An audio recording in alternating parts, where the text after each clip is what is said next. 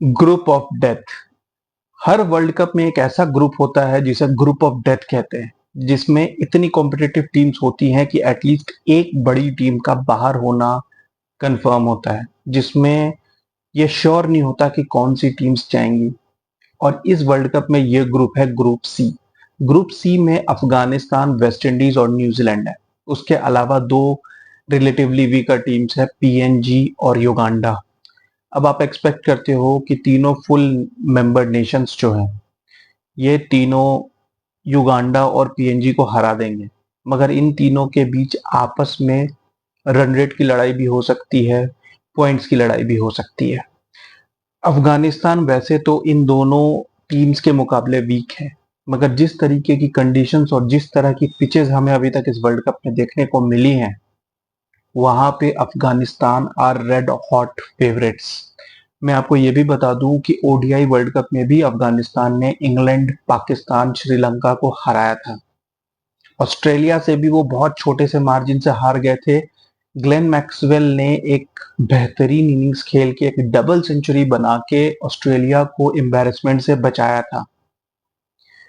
मगर यहाँ इस ग्रुप में रन रेट बहुत इंपॉर्टेंट पार्ट प्ले करेगा और अफगानिस्तान ने युगांडा को 125 रनों से हरा के ये तो इंश्योर कर दिया है कि अब रन रेट के मसले अफगानिस्तान फेस नहीं करेगा।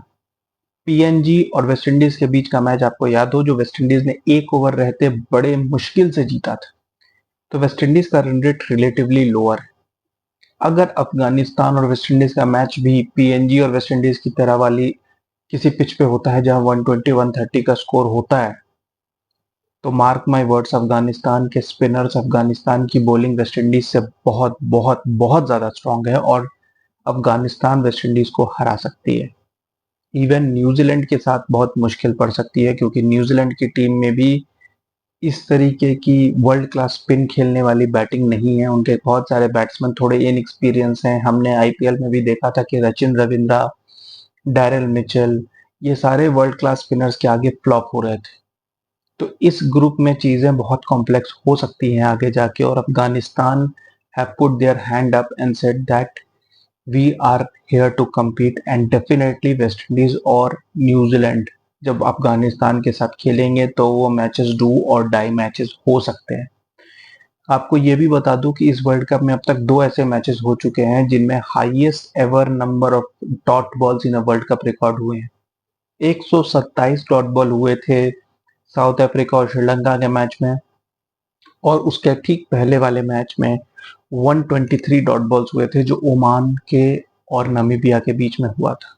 इससे आप अंदाजा लगा सकते हो कि इस वर्ल्ड कप में पिचेस बिल्कुल डिफरेंट नेचर्स की हैं। कुछ तो बहुत ही लो स्कोरिंग मैचेस हो रहे हैं और कुछ मैचेस ऐसे हो रहे हैं जहां 200 प्लस स्कोर्स भी बनेंगे।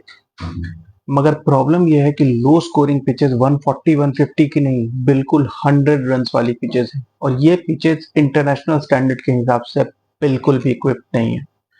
ऐसी पिचेस पे कोई भी टीम, आप देख चुके हो कि पीएनजी भी ऑलमोस्ट जीतने वाली थी, तो ऐसी पिचेस पे इवन युगांडा बिकम डेंजरस। कोई भी टीम डेंजरस है जहां पर आप 100 रन तक भी स्ट्रगल करके पहुंच रहे हो।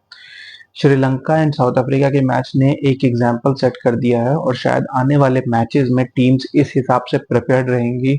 शायद आप ये भी देखो कि टीम्स 120 130 के टारगेट के लिए जा रही हैं रादर देन गोइंग फॉर 150 160। कल श्रीलंका ने भी पोस्ट मैच प्रेजेंटेशन में यही कहा कि वो 160 के हिसाब से जा रहे थे, जबकि शायद उन्हें 120 के हिसाब से जाना चाहिए था।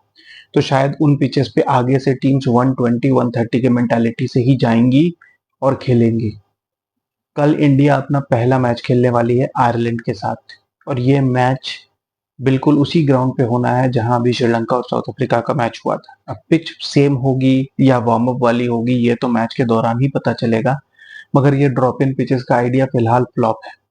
अब ये ग्रुप ऑफ डेथ के आगे के मैचेस में क्या होता है, ये ग्रुप सबसे इंटरेस्टिंग होने वाला है।